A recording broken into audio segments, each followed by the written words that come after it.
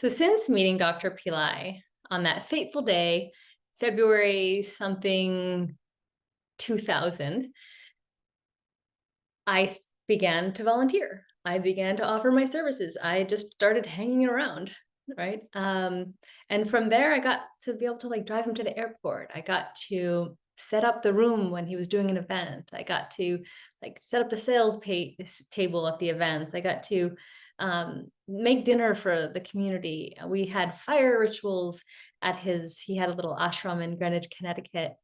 We would gather there weekly, like several times a week, sometimes almost every day. He would come in and give a session teaching.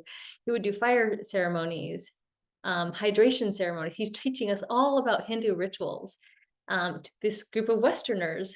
And he would always condense these rituals into something very practical, easy to understand, easy to do. So really adapting these ancient rituals to a very modern group of people and modern implementation, like way to do it. So learned all of that, just got to experience him in a daily life. And that was so beautiful and just not available anymore, which makes it so unique. One of the things that he really taught me is to care for other people. In the ashram or in the house, he would always say, find out if someone else is hungry. See if you can bring them a drink. See what you can do for them. See if they're feeling okay. Like, stop being so selfish. Why are you all so selfish? Right? Love one another and you will become enlightened. That was one of his quotes. Love one another and you will become enlightened. And I was like, oh, okay. I got to do that. Because Rama would taught us to take care of ourselves, which we also needed. Take care, like learn computer programming, get a good job, get good housing, meditate, clear your mind, control yourself, right? Have a good life. And then Dr. Pillai started teaching us about caring for other people. So taking what Rama had taught us and kind of giving it out in a different way.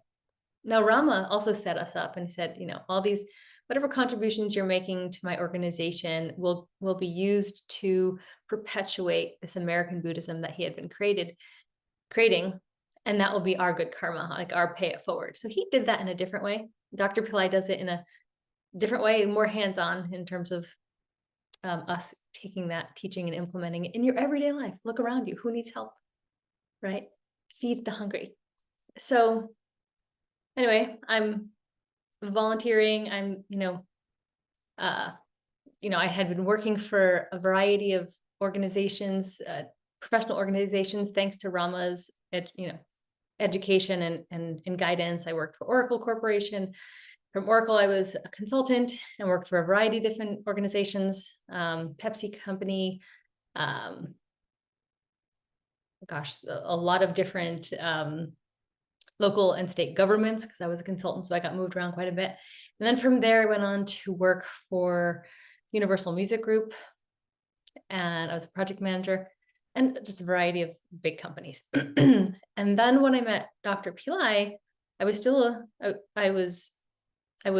working full time, and I went to my first India trip. My first India trip, which was a whirlwind, crazy time period. I'll tell the full story of that in another video.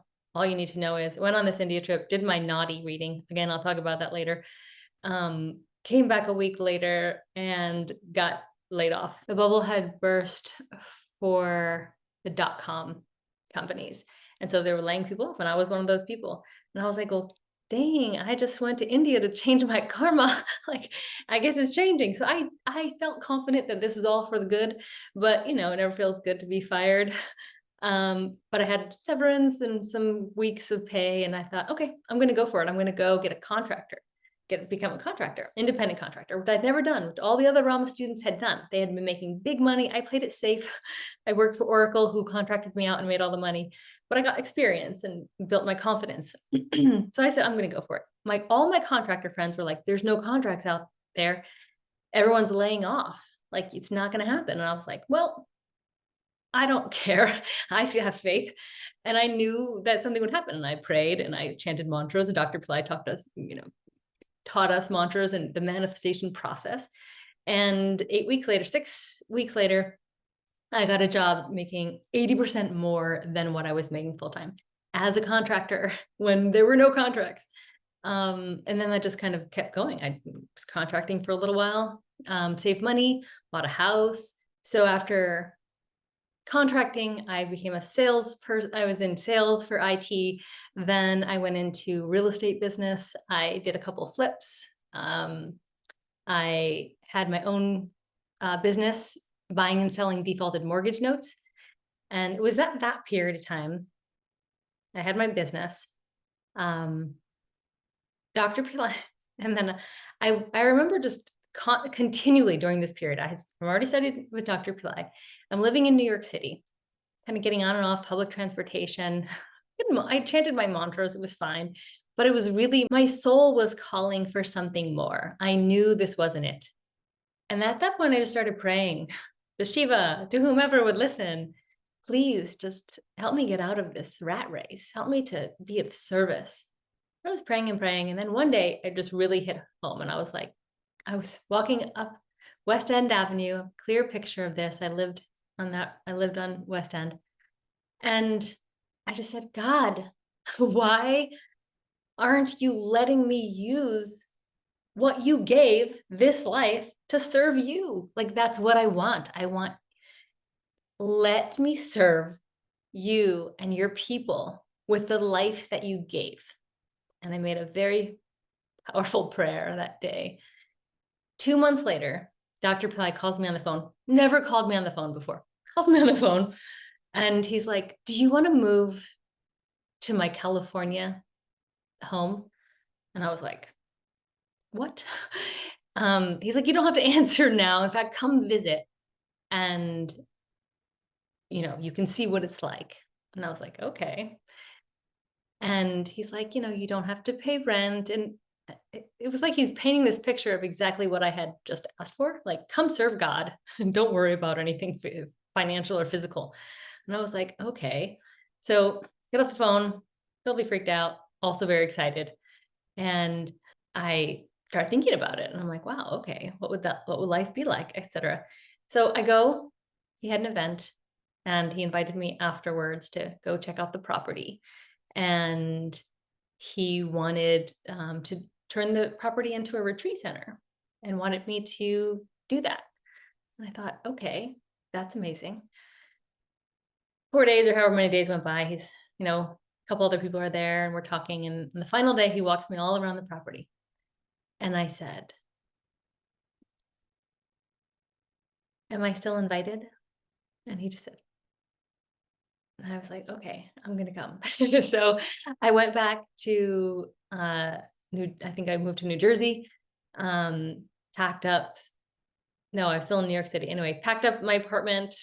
Within 2 months, I moved to California. And that began my journey of like full-time service, Dr. Pillai and his organizations. And from there, my journey just keeps continuing. Like that was in 2007.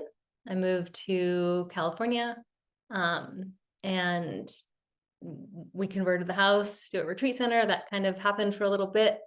Then he made it private again.